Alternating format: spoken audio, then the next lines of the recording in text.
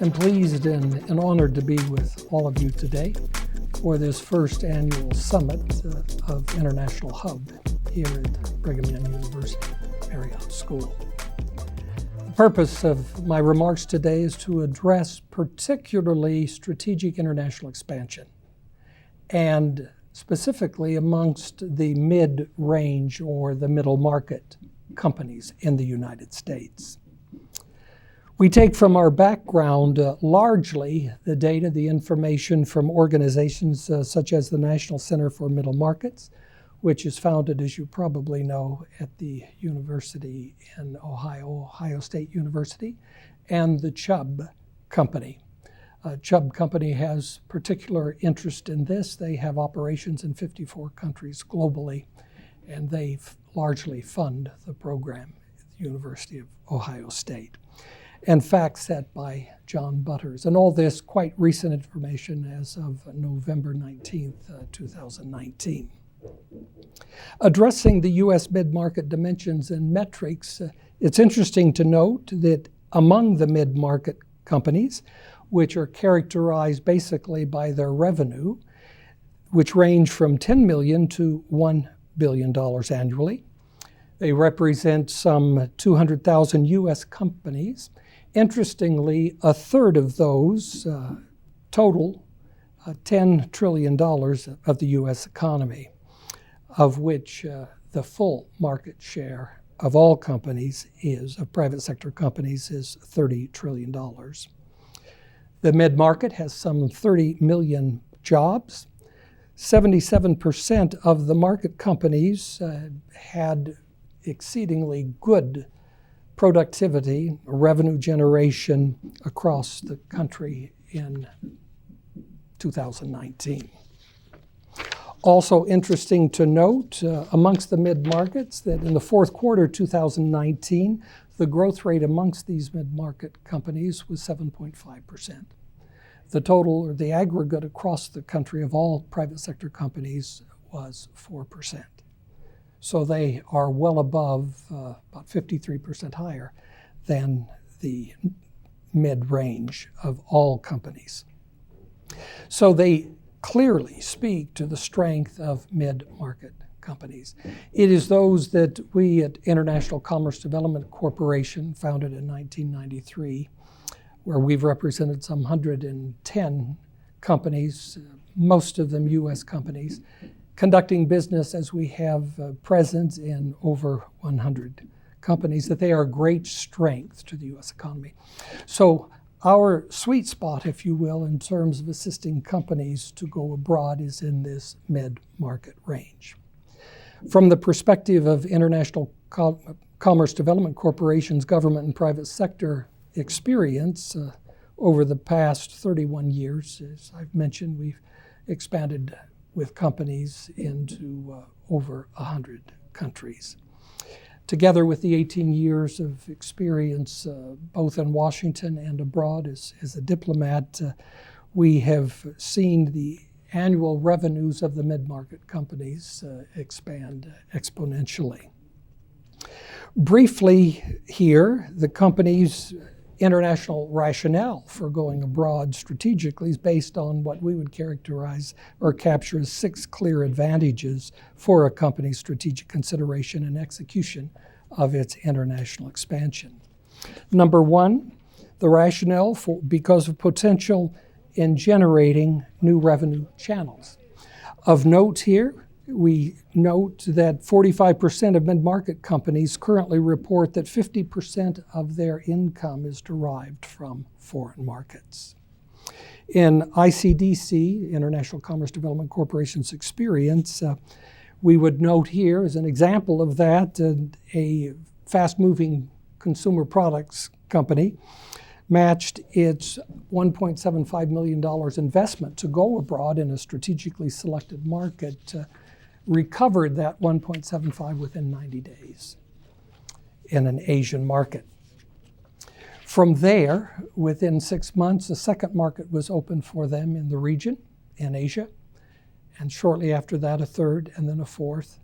And within a year, the companies abroad were contributing 70% of the revenue of that then $200 million company to their bottom line. Within 3 or 4 years, 70% worldwide of all revenues came offshore to the company. Number 2 is the consideration is increasing a company's competitive advantage in broadening their goods and services given access globally. Our experience with a travel hospitality company by strategically entering, we took the route to China.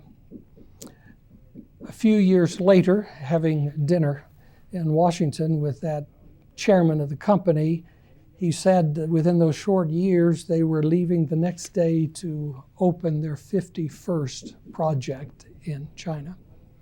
To date, they have 44 additional markets, which bring them to a total of 100 units of operating activity in China in just a few years.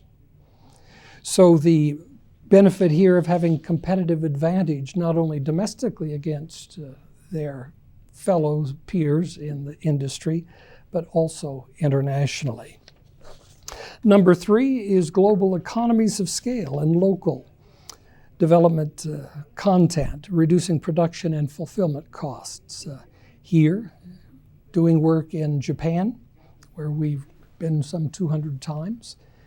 The value of the Japanese market and the expertise that those executives bring brought us expanded opportunities throughout Asia, such that a good deal of the activity of going abroad was occurring from Japan, from the US to Japan, Japan then to South Korea. Number 4 is access to international talent pools, talent resources for cross-training, such as we've just mentioned, from Japan to South Korea to Taiwan to Singapore to Malaysia, etc. Number 5 is access to U.S. and international country government resources. And here is an area that is largely overlooked by U.S. companies when they're considering to go abroad. We would mention here the access that we take for a client immediately upon engagement with them with the U.S. Department of State. Depending on the strategic approach and the regions that we're going into for them or with them. Number 2, the Department of Commerce. The Department of Commerce has enormous resources that are available to all U.S. businesses. There, the Foreign Commercial Services is in scores of countries across the globe. They have intelligence, they have institutional memory, they have relationships, and they have financial resources that can accelerate one's market entry. The U.S. Department of Commerce's reach is in about 120, 130 different countries where they have people, personnel, both the U.S. diplomats who are assisting from the U.S. Commerce Department, as well as Foreign Service nationals who are a golden key to those markets because they will be in their positions for 25, 30, even 40 years. So they've got the relationships, they have the knowledge, they have the experience to expedite international market entry into those markets. The U.S. Agricultural Department, they have foreign assignments from the department into many, many countries around the world where agriculture is of premier importance to those various markets. USAID has a $22 billion budget across the world, have resources, have access, and have priority issues that very often will be in harmony with the U.S. businesses for their goods and services. Ex-Im Bank give loans on favorable terms.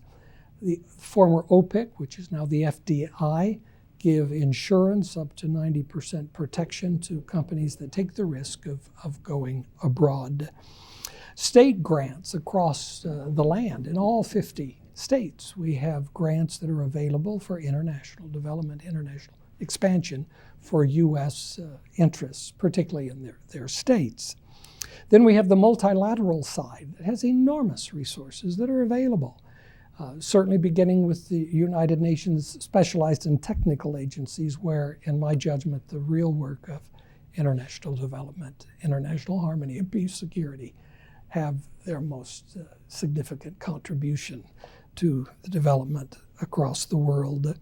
The World Bank, the 5 regional development banks, all have multi-billion-dollar resources that are available to those who can bring value to the markets in development across all sectors. Food and Agriculture Organization, the World Food Program, International Fund for Agricultural Development, again, all linking back to our agricultural priorities.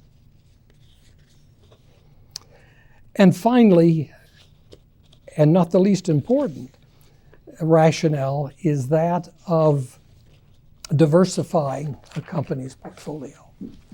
All countries historically will have high points and low points, good seasons and challenging seasons. If one is diversified in your portfolio, not only do you then find yourselves able to be protected in one market when another market is down, or seasonally. For example, again, on the agricultural side, we do a fair amount of work in 22 countries in Africa, as we have historically here back to 1993. And that is that the growing seasons in the Northern Hemisphere are different than this. So one can spread, again, by diversification, revenue flows geographically. So with those 6, we have to look at the process, the fundamental underpinnings by which a company can rationally, strategically consider going abroad, expanding abroad, or if they are abroad, to expand their market share in those markets or go to secondary or tertiary markets. Most important is for a company to have a vision of a global enterprise. Without vision, you're really dealing just opportunistically as opposed to strategically. Next to vision is to have a strategy based on your mission to realize the vision. A vision is what you see, and a mission is what you do to achieve or realize the vision. First and most importantly is to have deep market research. We look for every company that we deal with in terms of considering what they do for their strategic approach to international markets. We look at the following factors to consider: population, culture, language, GDP, GDP growth rate, purchasing power parity, ease of doing business, legal environment, rule of law and respect for contract, transparency, particularly Transparency International, where we look at corruption indexes that are evaluated annually in about 165 countries across the world for company consideration for risk mitigation, political stability, company infrastructure to support international expansion, pricing, parallel import considerations, taxation, repatriation of funds, risk capital, and the requirement for extraordinary patience. Every market has nuances that differentiate them even from their neighbors. A good example of that, which most international business people will quickly admit, is between the US and Canada. How often US companies have failed going to Canada because they think of it totally inaccurately as a 51st market in the United States, as opposed to a company or a country whose companies have their own regulations, whose governments have their own policies and procedures here. So the overriding point in our judgment from our experience since 1993 is to form, based on deep research, the rationale to enter markets which make sense for your goods and services abroad, and to focus on strategic development as opposed to opportunistic events that occur. For example, a client called and we were preparing to enter into the Japanese market at the time, the second largest market in the world. Japan is a very challenging market. We have great appreciation for the market. They have cultural characteristics that have to be adjusted for in terms of one's execution in that marketplace. Has a market of 126 million consumers. A colleague from that company calls and says, but we should also consider going to Peru. Why would we go to Peru? Well, because my brother's best friend is Minister of Commerce, and we can access that market so quickly. The response initially was, but to access the market of Peru would take about as much time and effort, concentration, focus as Japan does. It would take a few less dollars.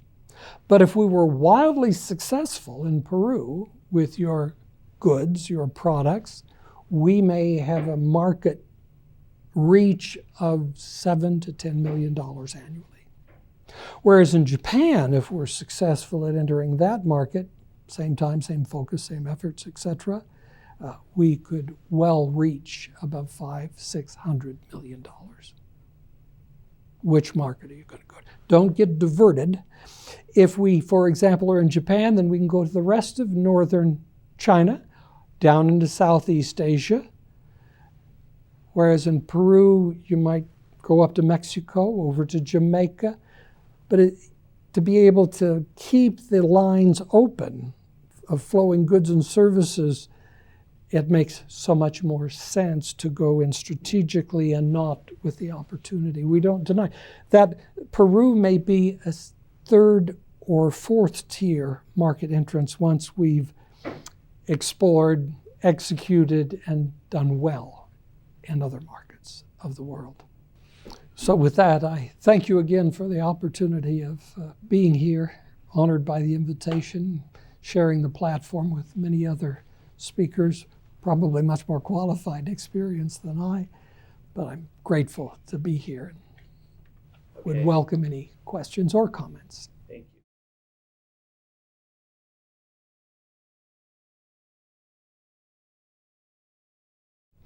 International disruptions such as the current situation here in January, February, March, April of 2020 have some parallels, not all parallels, but some with 9/11, where for a shorter period of time in terms of the extraordinary responses required at that time were much more shorter lived.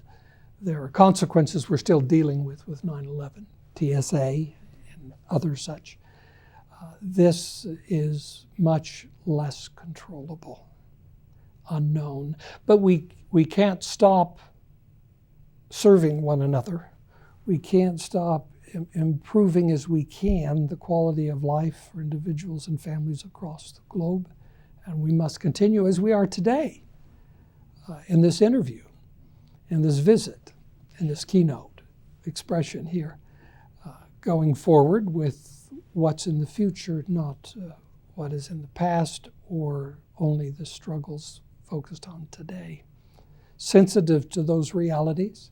We've had these in other places, but they've been more isolated regionally and been dramatically painful, and we've participated as Americans in bringing care, aid, resources to those regional issues that to them are as great as the world is all suffering today.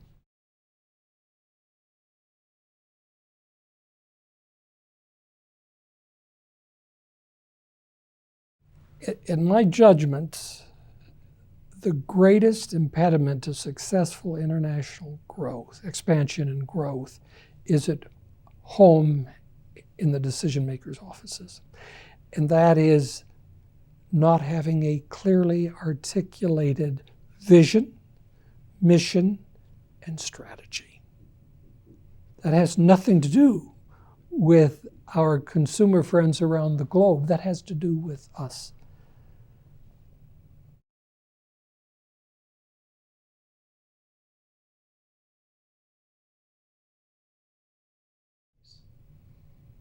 I assume we have a bit of an international audience here. And respectful there of our international trading partners and friends across the globe, I must still say that the great value of American enterprise is freedom to think, freedom to innovate, freedom to take the risk, and freedom to fail, and freedom to succeed. Almost everywhere we have been, U.S. goods and services have great value. Number one, it's typically state-of-the-art.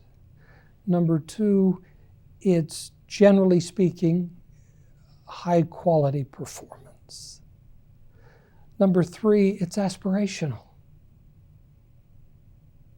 Oftentimes, it's been our observation that people will choose a relationship or a good or a service from the United States because it is aspirational.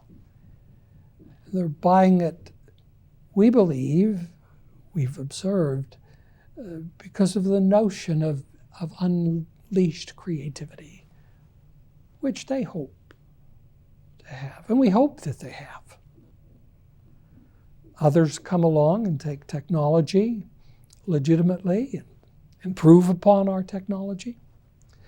But there's a bedrock based on we're not perfect. We have many flaws. There's no country that's perfect, no individual that's perfect. But there's something about the American experience that brings to fore the opportunity for men and women, boys and girls, to find a path to their able best. Let me give an example. While serving as the United States Ambassador to Sweden, every December 10th, we would host for the Nobel laureate celebrations in Stockholm, Sweden. 4 of the 5 prizes were awarded there. The 5th was peace, which is awarded in Norway, in Oslo.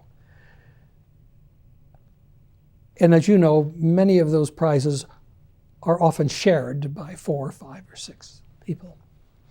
The last year we hosted that event, in preparation for it, we were aware that every prize was assigned to an American citizen. Concerned about the Swedish view of that, and expecting some comment, if not criticism, as to whether the decks were stacked, I studied the profiles of each of those. I believe at the time there must have been 14 or 15 awardees because they were sharing across physics and medicine, etc. They were all American citizens who were studied and trained in the United States culture, system, environment. One was born in Russia, another born in France, another in China. They came here to our shores for education. They stayed for innovation and performance. So the country, this is a long answer. My mind and experience is not only in it, but also my heart. This is, and we need not gloat, neither should we apologize. We're a nation of nations. All of us are immigrants, except our native brothers and sisters. And if one goes back far enough, They are too.